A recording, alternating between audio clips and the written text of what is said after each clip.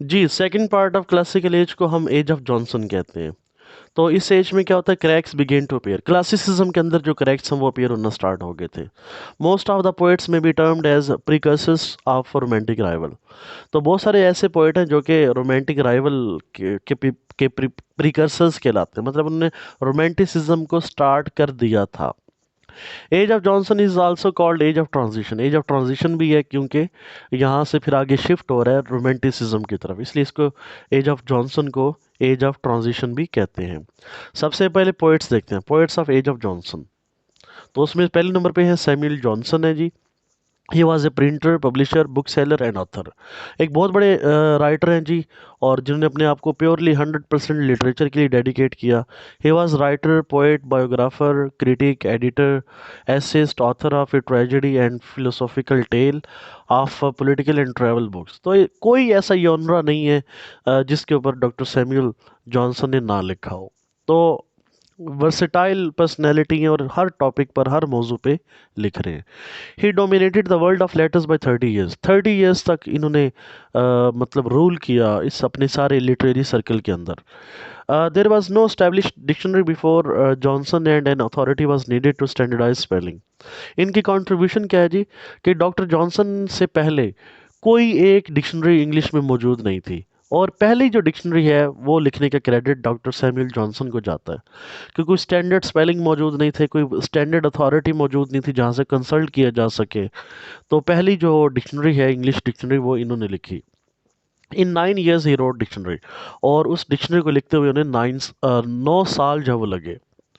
और वो कैसे लिखी, 1,14,000 quotes gathered from authors in Sydney. Sydney से लेकर, जो कि रेनेसांस एज में थे, और अपनी एज तक उन्होंने बहुत सारे ऑथर्स की बुक्स में से 1,14,000 कोट्स जो है वो इकट्ठी की। उन सबको, कोट्स को, उसमें जो स्पेलिंग्स थे उनको मिलाया, देखा, और जो स्टैंडर्ड स्पेलिंग है वो उन्होंने बनाए। तो इस तरह पहली जो डिक्शनरी है वो लिखने का क्रेडिट डॉक्टर सैमुअल जॉनसन को जाता है, और 1755 में इन्होंने पहली डिक्शनरी जो है वो लिखी। ये सबसे नीचे देखें तो द डिक्शनरी 1755, ये इनकी कंट्रीब्यूशन है। इसके अलावा पोइट्री में इनका वर्क है London, the vanity of human wishes, lives of poets, ये इनके अदर वर्क्स हैं। तो इस तरह डॉक्टर सैमुअल जॉनसन एक बहुत बड़े राइटर इस एज के कंसीडर किए जाते हैं। इनका स्टाइल जो है वो डिडेक्टिक, फॉर्मल और रेट्रिकल स्टाइल है। डिडेक्टिक से मरा जिसमें कोई एथिकल लेसन हो, और फॉर्मल क्योंकि क्लासिज्म को फॉलो कर रहे हैं। रेट्रिकल स्टाइल, ये भी क्लासिकल स्टाइल कहलाता है। और क्लोज कपलेट में ये लिख रहे हैं, ये इनकी क्वालिटी है। उसके बाद ओलिवर गोल्डस्मिथ हैं, और इन्होंने पोप के बारे में क्या कहा, pope was the limit of the classical literature.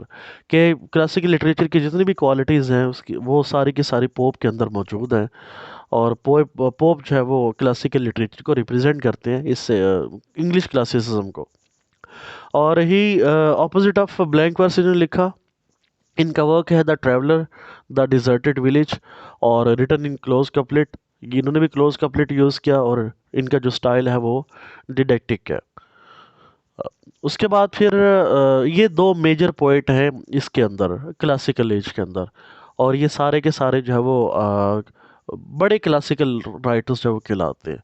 उसके बाद है जी precursors of the romantic revival. आगे जो पोइट्स हैं, अब उनके वर्क के अंदर जो रोमांटिक एलिमेंट्स हैं वो अब अपीयर होना स्टार्ट हो गया। उन्होंने मतलब क्लासिसिज्म को छोड़ दिया, 100% तो नहीं छोड़ा, लेकिन उसे रिवॉल्व करना स्टार्ट कर दी। क्लासिसिज्म और रोमांटिसिज्म को आपस में मिक्स किया। और वो कौन कौन से हैं? जेम्स थॉमसन है, इनका वर्क है the season, the castle of indolence. He follows Miltonic tradition, Milton को फॉलो कर रहे हैं, मिल्टन रोमांटिक है। और थॉमस ग्रे हैं, elegy written in a country church, the prose, the progress of poesy, the bard. तो ये इनके 3 वर्क्स हैं। उसके बाद आगे चले, विलियम कॉलिंस हैं, और इन्होंने जो है वो वर्क लिखा ओरिएंटल एक्लोजीज। इन्होंने ऑड्स लिखी, जैसे कि to simplicity, to fear, to passions और to evening, how sleep the brave, ये सारी ऊपर वाली ऑड्स और नीचे पोइम्स हैं। उसके बाद है जी जेम्स मैकफेरसन है, publication of oceanic poems. Oceanic poems इन्होंने लिखी, जैसे नीचे उनका वर्क का नाम है वर्क्स ऑफ ओशियन। ये ओशियानिक जो पोइम्स है ना, ये बस अगर आप लोगों ने नहीं पढ़ी तो कुछ ना कुछ इसके बारे में आपने पढ़ना है।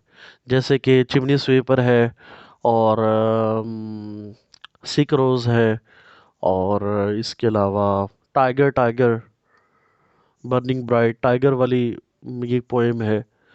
सॉन्ग्स ऑफ इनोसेंस में तो काफ़ी सारी और भी पोएम्स आ जाती है ना इनकी। तो ये आपने कम से कम कुछ इनकी जो पोएम्स हैं वो लाजमी पढ़नी है। विलियम ब्लेक भी मतलब शेक्सपियर की तरह जिस तरह हाईली एजुकेटेड वो नहीं थे, तो ये भी हाईली एजुकेटेड नहीं थे, कोई ख़ास इनकी एजुकेशन नहीं थी। तो अपनी पोएम्स लिखकर उनको आर्टिस्टिक फॉर्म में क्रिएट करके तो फिर उसे बेचा करते थे। तो इस तरह बहुत ही जीनियस एक पर्सनैलिटी थे लाइक विलियम शेक्सपियर। तो इस तरह ये पोइट्री है जी। पोइट्री में सिर्फ हमें डॉक्टर सैमुअल जॉनसन और ओलिवर गोल्डस्मिथ ये प्योरली क्लासिकल हैं। इसके अलावा जो बाकी जितने भी हमने जिनके वर्क सिर्फ देखे हैं, वो सारे के सारे उनमें रोमांटिक एलिमेंट्स ज़्यादा है। क्लासिसिज्म भी है, रोमांटिक भी है। विलियम ब्लेक प्योरली रोमांटिक है, वो क्लासिकल नहीं है। तो इस तरह यहाँ पे रोमांटिक सॉरी क्लासिकल पोइट्री ख़त्म होती है, फिर आगे 18th सेंचुरी नावल स्टार्ट होता है। 18th सेंचुरी नावल की बात करें, तो इसमें क्या है जी, डिस्कवरी ऑफ नावल है 18th सेंचुरी के अंदर। John banyan the Pioneer of modern novel, the Pilgrim progress. हमने एक रेस्टोरेशन एज में जॉन बनियन की बात की थी। तो ये बहुत सारे लोगों की कंट्रीब्यूशन है। जिस तरह वो कहा जाता ना कि नो मार्लो नो शेक्सपियर, तो इसी तरह नावल को पहला नावल स्टार्ट होने में काफ़ी सारे लोगों की कंट्रीब्यूशन है। कि पहला नावल तो लिखा रिचर्डसन ने, पामीला। उससे पहले जाएं तो रॉबिन्सन क्रूसो है डैनियल डेफे का, जिसे जिसने नावल का रास्ता हमवार किया। उससे भी पीछे जाएं तो जॉन बनियन की पिलग्रिम प्रोग्रेस है। उससे भी पीछे जाएं तो लोग कहते हैं कि चौसर का जो कैंटरबरी टेल है, बेसिकली उसने नावल की बुनियाद रखी थी। कि जो चौसर की जो आर्ट ऑफ कैरेक्टराइजेशन है, उसकी जो पिक्चर गैलरी है, तो वो भी ऐसे ही है जैसे कि नावल के अंदर होता है। तो पहले सबसे पहले कंट्रीब्यूशन चौसर के बाद फिर जॉन बनियन का पिलग्रिम प्रोग्रेस, उसके बाद फिर डैनियल डेफे का रॉबिन्सन क्रूसो, और फिर फाइनली पहला novel Pamela by Richardson. Daniel Defoe की बात करें, जब भी नावल का नाम आएगा तो डैनियल डेफे की बात लाजमी होगी। Real creator of autobiographical fiction. तो ये नावल नहीं लिखा, इन्होंने फिक्शन लिखा। और इनका जो फिक्शन है उसमें रॉबिन्सन क्रूसो है, कैप्टन सिंगलेटन है, इसके अलावा मॉल फ्लैंडर्स और बाकी जो हमने पढ़े थे वो भी फिक्शनल वर्क में इंक्लूड होते हैं। ले तो ये नावल नहीं है, ये फिक्शन है। अगेन अब जब जब भी यहाँ पे हम आते हैं तो मैं हर एक से क्वेश्चन पूछता हूँ कि नावल में और फिक्शन में क्या फ़र्क है। हाँ जी बताएं। What is the basic difference between novel and fiction.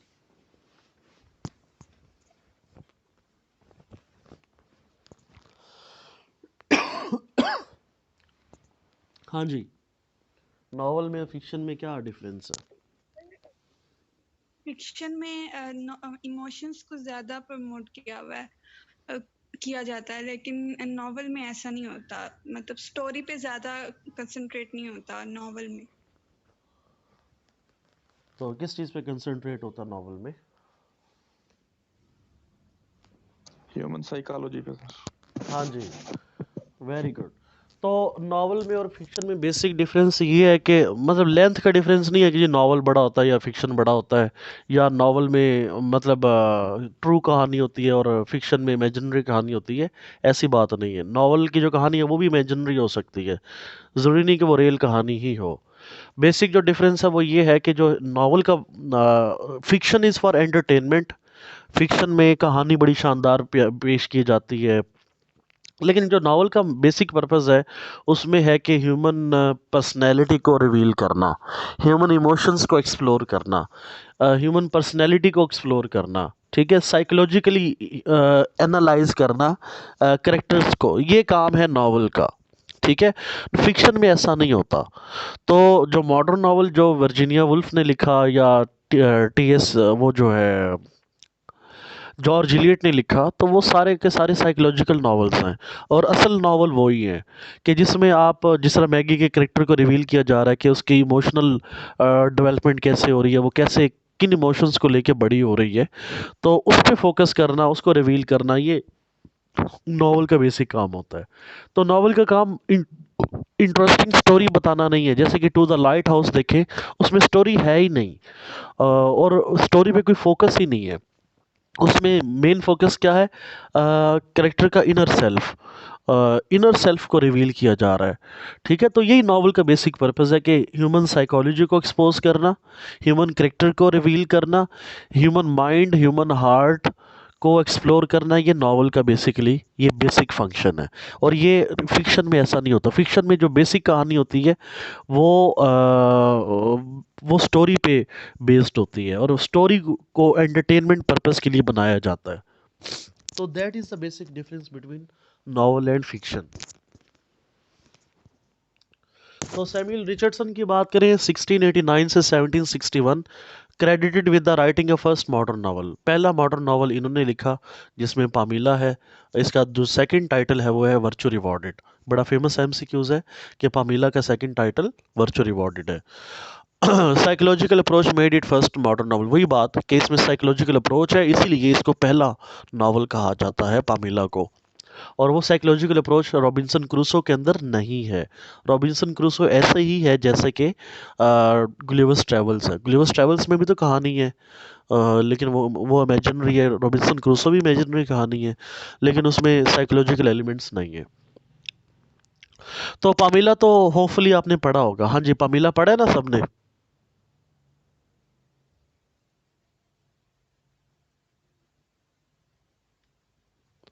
हाँ जी। नो। तो पामीला आपने लाजमी पढ़ना है। आपने मेरे ख्याल में जोसेफ एंड्रयूस पढ़ा होगा। तो जो जोसेफ एंड्रयूस पढ़ता है, तो जोसेफ एंड्रयूस पढ़ने से पहले जो है ना, पामीला तो लाजमी पढ़ना पड़ता है, वरना जोसेफ एंड्रयूस की समझ ही नहीं आती। तो इसलिए आपने जोसेफ एंड्रयूस के साथ आपने पामीला को लाजमी पढ़ना है। क्लारिसा है इनका सेकंड वर्क है, the history of a young lady, ये उसका सेकंड टाइटल है। इसी तरह सर चार्ल्स ग्रैंडिसन, ये भी इनका नावल है। तो ये तीन इन्होंने नावल्स लिखे सैमुअल रिचर्डसन ने। तो इनको पहला नावल लिखने का जो क्रेडिट है वो भी इन्हीं को जाता है। उसके बाद जी हेनरी फील्डिंग, जिनको फादर ऑफ इंग्लिश नावल कहा जाता है, कि फादर ऑफ इंग्लिश नावल जो हेनरी फील्डिंग है, रिचर्डसन नहीं है। ये बात आप याद रखेंगे। अच्छा, हेनरी फील्डिंग बड़े इंटरेस्टिंग इनकी कहानी है कि ये जो नॉवलिस्ट बने तो ये रिचर्डसन की वजह से बने। अगर रिचर्डसन पामीला ना लिखते तो हेनरी फील्डिंग जो है वो जोसेफ एंड्रयूज़ ना लिखते। तो पामीला के रिएक्शन में इन्होंने फिर जोसेफ एंड्रयूज़ लिखा। और पामीला में जो रिचर्डसन ने कॉन्सेप्ट ऑफ मोरालिटी दिया था, हेनरी फील्डिंग ने उससे मुकम्मल डिसएग्री किया था। और फिर पामीला के ख़िलाफ़ इन्होंने एक आर्टिकल भी लिखा जिसका नाम था शामिला, कि इंतहाई शेमफुल, बड़ा तनकीद का निशाना बनाया रिचर्डसन को। और फिर उन्होंने उसके जवाब में कहा, पामीला के जवाब में, कि मैं बताऊंगा कि क्या कॉन्सेप्ट ऑफ मोरालिटी होता है, असल मोरालिटी क्या होती है। तो वो दिखाने के लिए फिर उन्होंने जोसेफ एंड्रयूज़ लिखा। तो जोसेफ एंड्रयूज़ की जो तो सर कहानी है वो भी पामीला की एक्सटेंशन ही है। हाँ जी। तो सर इतना क्रिटिसाइज क्यों किया, क्यों, क्या उसमें बताई थी? हम लोगों ने नहीं पढ़ा भाई पामीला। तो ये अब आप जब तक आप पढ़ेंगे नहीं आपको नहीं पता चलेगा। मैं वही बात आपको कहना चाह रहा हूँ कि आपने उसे पढ़ना है। मैं अब उसकी आपको कहानी अभी नहीं बताऊंगा। जब आप पढ़ लेंगे फिर मुझसे डिस्कस करेंगे, फिर हम उसे क्रिटिकली इवेल्युएट ठीक है करेंगे। समझ आ गई है ना? जी। तो इसे आपने पामीला को शॉर्ट उसकी स्टोरी पढ़ ले। ज़्यादा शॉर्ट पढ़ेंगे तो भी समझ नहीं आएगा, तो एक रीजनेबल स्टोरी उसकी आपको पढ़नी पड़ेगी। क्योंकि जोसेफ एंड्रयूस तो आपने पढ़ा हुआ है ना। जी सर। तो जो जोसेफ एंड्रयूस है ना, वो पामीला उसकी बहन है। पामीला का ठीक है। भाई है जोसेफ एंड्रयूस। और जो इसके अंदर कैरेक्टर्स हैं वही पामीला के अंदर कैरेक्टर्स जो है वो रिचर्डसन ने शो किए थे। ठीक है। ठीक। तो ये पामीला की एक्सटेंशन है जोसेफ एंड्रयूज, इसलिए आपको पामीला लाजमी पढ़ना, वरना आपको जोसेफ एंड्रयूज और हेनरी फील्डिंग का कॉन्सेप्ट ऑफ मोरालिटी समझ नहीं आएगा। तो जी सर। फिर इन्होंने कहा कि ये असल मोरालिटी होती है जोसेफ एंड्रयूज लिखकर, कि असल मोरालिटी ये होती है। जो उन्होंने कॉन्सेप्ट ऑफ मोरालिटी दिया था रिचर्डसन ने, उस पे तनकीद की थी हेनरी फील्डिंग ने। तो इसी तरह जो हेनरी फील्डिंग नॉवलिस्ट बने, बेसिकली जर्नलिस्ट थे और ड्रामाटिस्ट थे। तो ये नॉवलिस्ट रिचर्डसन की वजह से बनते हैं। रिचर्डसन अगर नॉवल ना लिखते पामीला, तो ये भी नॉवलिस्ट ना बनते, ये जोसेफ एंड्रयूज ना लिखते। ठीक है, तो अब आपने पामीला, ये अब आपका टास्क है कि आपने पामीला को पढ़ना है, और फिर आप मुझे बताएंगे, मुझसे डिस्कस करेंगे कि जी आप बताएं जी इसमें क्या, दोनों में क्या इशू था, रिचर्डसन के नावल में क्या मसला था। तो इसे देखिए, जोसेफ एंड्रयूज क्या है, parody of false sentimentality and conventional virtue of Pamela. तो ये बेसिकली पामीला की के ऊपर तनकीद है जोसेफ एंड्रयूज। इसके अलावा इनका दूसरा वर्क है जोनाथन वाइल्ड और एमिलिया, ये इनके अदर वर्क्स हैं। तो Henry fielding father of English novel इन्हें कहा जाता है। मतलब रिचर्डसन ने ठीक है पहला नावल लिखा, लेकिन नावल को वो स्ट्रॉन्ग फुटिंग पर इस्टेब्लिश नहीं कर सके। नावल को जो स्ट्रॉन्ग फुटिंग पर इस्टेब्लिश किया वो हेनरी फील्डिंग ने किया था, इसीलिए इनको father of English drama sorry novel कहा जाता है। जिस तरह अब आप देखेंगे ना, चौसर से पहले भी पोएट थे, विलियम लैंगलैंड हैं, जॉन गोवर हैं। तो लेकिन अब उन्हें उन्हें तो फादर ऑफ इंग्लिश पोइट्री नहीं कहा गया। फादर ऑफ इंग्लिश पोइट्री तो सिर्फ चौसर को कहा गया, क्योंकि उन्होंने पोइट्री को स्टैब्लिश किया, स्ट्रॉन्ग बनाया। तो नावल को स्ट्रॉन्ग बनाने का क्रेडिट जो है वो हेनरी फील्डिंग को जाता है। इसके अलावा टॉबिस स्मॉलेट हैं, originator of funny novel. Funny novel की बुनियाद रखी टॉबिस स्मॉलेट ने। रॉड्रिक रैंडम इनका एक ही नावल है।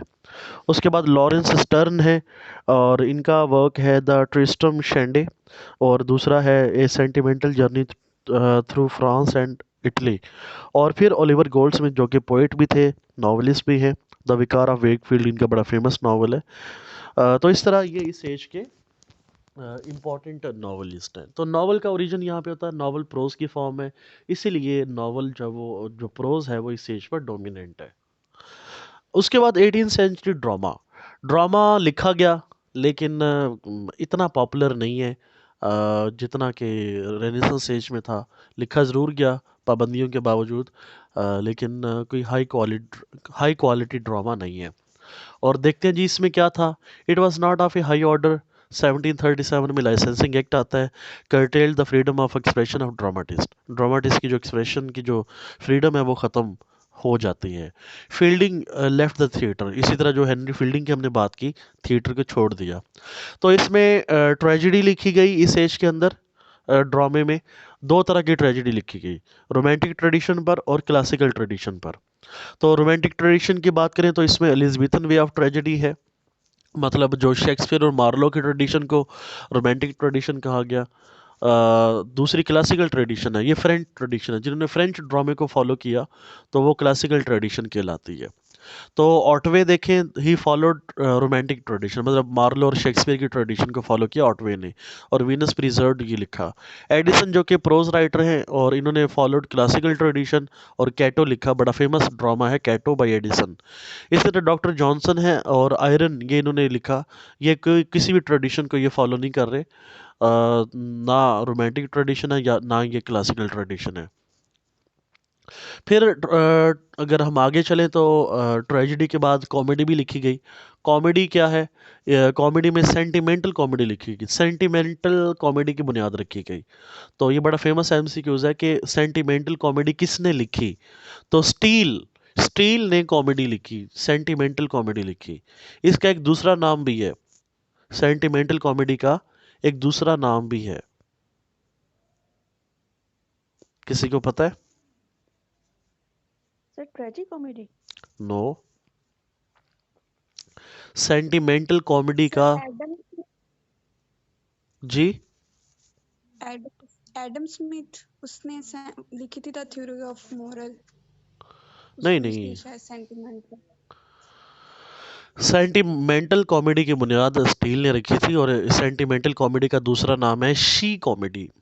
शी कॉमेडी, क्योंकि ये जितनी भी ये कॉमेडीज़ हैं ये फीमेल के बारे में है, और इसीलिए इसको जो है शी कॉमेडी भी कहा जाता है। सेंटिमेंट्स ऑफ विमेन, उन पे फोकस किया गया है। विमेन साइकोलॉजी को फोकस किया गया, इसलिए इसको सेंटिमेंटल या शी कॉमेडी भी कहा जाता है। Steel is the first exponent of sentimental comedy. और इनका वर्क क्या है? The funeral, the lying lover, the tender husband, the conscious lover, ये सारे के सारे इनके वर्क्स हैं, सेंटिमेंटल कॉमेडीज हैं। उसके बाद ओलिवर गोल्डस्मिथ प्लस शेरिडन, इन दोनों ने they revolted against sentimental comedy, sentimental comedy के अगेंस्ट लिखा। ठीक है जी, ओलिवर गोल्डस्मिथ और शेरिडन ने। गोल्डस्मिथ ने क्या लिखा? गुड नेचर्ड मैन, और दूसरा है शी स्टूप्स टू कंकर। और शेरिडन ने क्या लिखा? The rivals, the school for scandal. तो ये सेंटिमेंटल कॉमेडी के अगेंस्ट इनका वर्क है। तो इस तरह यहाँ पे जो क्लासिकल एज है वो ख़त्म होती है। ड्रामे में भी कंट्रीब्यूशन है, लेकिन इतना हाई मेरिट का ड्रामा नहीं है। तो that's all about classical as.